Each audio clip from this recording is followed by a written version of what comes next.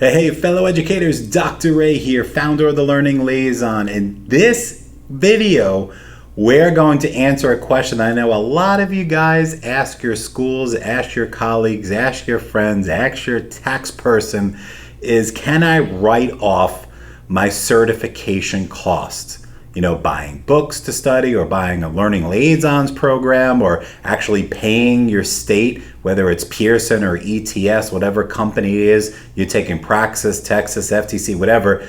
Can you write off the cost of your exams? Heck, what if you had to take it more than one? Can you write them off? So the simple answer to that is yes. So on the screen behind me, you're going to see the lovely IRS website. I know probably you guys, some probably have PTSD or getting scared when I just showed this website behind me.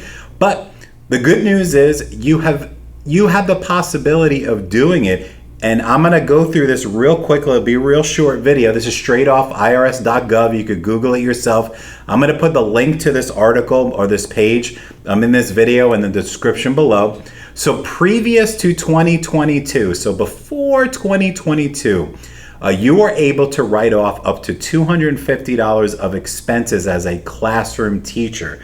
But in 2022, they raised it to $300. Now, if your spouse is also an educator, you double that number. So it's $600 now in 2022 and moving on forward in the years unless they actually change it. So what does that mean? You know, I'm going to scroll down here to who qualifies. Very simple. If you're a K-12 instructor, now for you college students out there, I cannot answer in this video.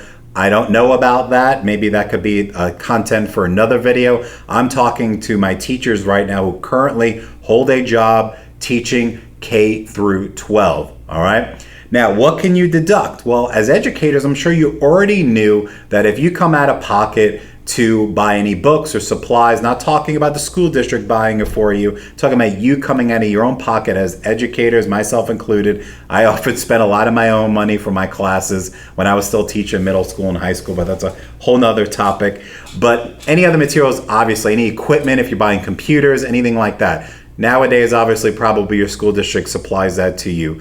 Any COVID-19, if you bought like hand sanitizer or anything that your school didn't give to you, provide to you, that's also deductible. But we're not here to talk about that. We're here to talk about your learning process, you passing your certification, your licensure costs. And the answer is yes. Now, I am not an accountant. I don't pretend to be one on YouTube. You want to definitely double check this if you have an accountant or someone that does your taxes, but I'm just going off of what it says on the IRS website because I get this question a lot in our Facebook groups and teachers when I'm at school districts doing presentations. So it says on here that professional development courses related to curriculum they teach or students they teach, but there is other forms as well.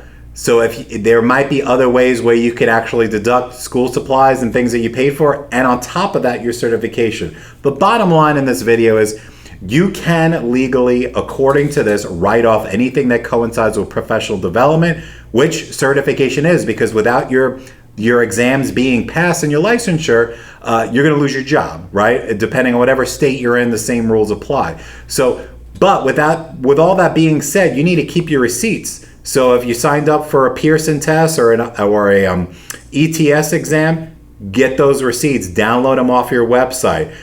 Keep any paperwork you have, your registration, anything like that. If you bought a prep book or maybe you paid for a Learning Liaisons Bootcamp on our website, keep that receipt, keep all that stuff, and you could write that off on your taxes. Now, one thing I want to point out, and I want you guys can do it on your own, is that there is a life learning credit here, and there you'll see here right in the middle of the screen the blue link. You guys go click on that and go check it on your own. You might be able to do a little more or something on the side of this this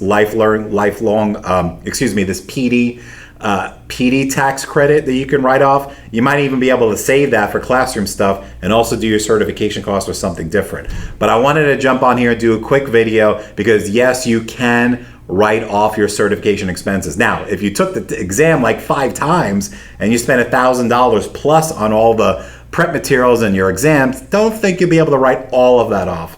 But $300 max for a single, if you and your spouse Both are educators, and it's $600. So hopefully I shed a little bit of light and at least at a minimum put you in the right direction, a way to look. It's a very easy Google. Just Google teacher certification costs and write-offs, and you'll see a lot of links taking you to the IRS website. So hope you have a great rest of your day. Hopefully you got a little bit of nugget of information out here, especially where to go next to do your own research on these write-offs for your tax purposes. But like I said, at the end of the day, there is wiggle room to write off some of these expenses as an educator under the professional development category for your teacher, your professionalism or profession of being a teacher, I should say. So it's just like anything else, real estate agents, contractors, lawyers, all that kind of stuff. Teaching is a profession. Hence, they all have professional certification, professional development, continuing education, and all that stuff is able to be written off on your taxes. So hopefully you learned something today, where to go next. I'll catch you in the next video.